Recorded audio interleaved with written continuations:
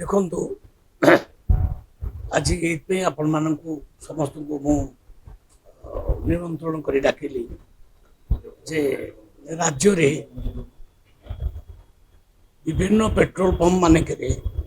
Petrol ମହଜୁଦ ଅଛି, diesel ମହଜୁଦ ଅଛି, କୌଣସି ପ୍ରକାର ସର୍ଟେଜ କୋଉଠି ନାହିଁ। ତେଣୁ ବିଭିନ୍ନ ଗଣମାଧ୍ୟମରେ ବିଭିନ୍ନ ପ୍ରକାର ନ୍ୟୁଜ ବାହାରୁଛି, କାରଣ ମିଡିଲ ଇଷ୍ଟରେ जो प्रकार युद्ध चली नहीं विभ्रांतिकर तथ्य परिवेशन होता न्यूज देखिली कौटी सर्टेज ना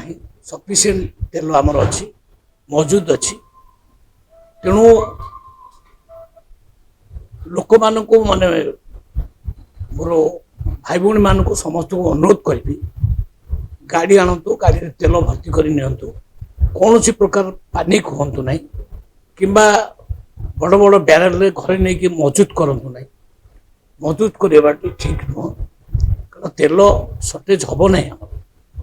ये युद्ध रे आमर सेमती किसी प्रभाव पड़ार ना। आमध्य रशिया ठारू आमर तेल आसवा आरंभ हो जाए।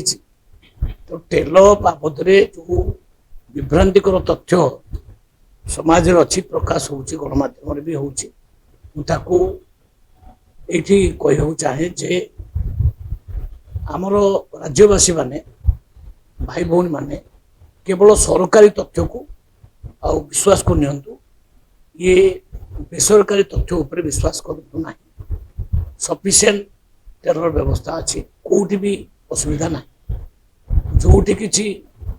न्यूज देखुली मो सका कि जो न्यूज देखुच आपण माने लाइन लगी से सब ये प्रकार न्यूज बाहर को जीवा परे लोकों भीतर गोटे छानिया बचाई जे आगामी मासे दिवस पर तेल मिल ना, सेमती किसी हबार ना। तेल सफिशिएंट मिल केबे भी असुविधा हम ना। आम से प्रस्तुत अच्छु, आवश्यक पड़े कला बजारी मान पूरा नजर रखीचु, एक्शन भी दरकार पड़े आमे सरकार पूरा तेल नित्य व्यवहार्य पदार्थ खाइबा द्रव्य ये सब उपर पूरा नजर रखिंट कि कौटी अभाव ना। तेणु समस्त को निवेदन करने चाहे, ओडिशार प्रत्येक नागरिक को निवेदन करने चाहे ये मैटर रे पैनिक हबार कौन आवश्यकता ना।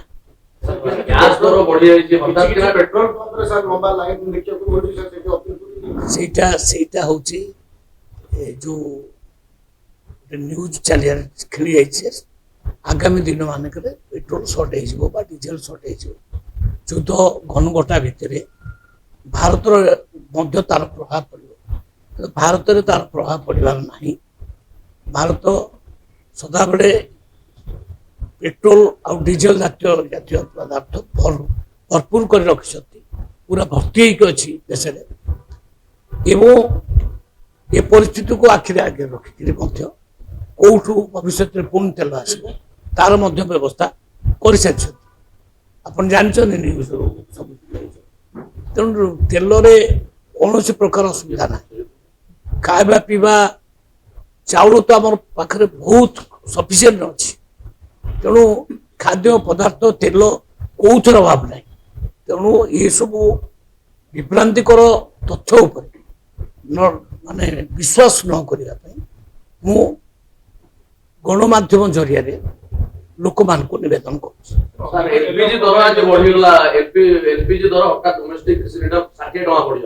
बेले बेले सेमती बढ़ कम से पेट्रोलियम जिनस गुड़ा भी सैया केत बढ़ के कम किंतु माने मौजूद अच्छी सफिशिएंट अभाव ना।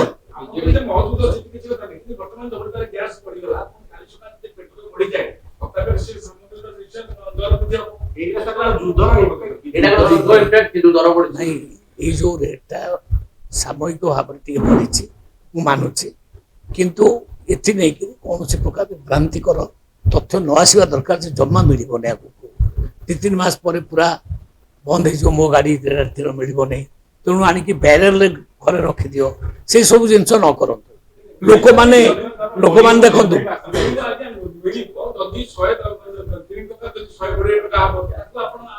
ନାଇଁ ନାଇଁ ଏତେ ରେଟ୍ ବଢି ନାହିଁ ଏପର୍ଯ୍ୟନ୍ତ କାଁ ମା ଟିକେ ବଢିଛି ତାକୁ ନେଇକିରି ତେଣୁ ବିଭ୍ରାନ୍ତିକର ତଥ୍ୟ ଯୋଉ ଲୋକମାନଙ୍କ ପାଖରେ ପହଞ୍ଚୁଛି ଯେ ଆଗାମୀ ଦିନରେ ମିଳିବ ନାହିଁ ସେମିତି ନୁହଁ ସଫିସିଏଣ୍ଟ ତେଲ ଅଛି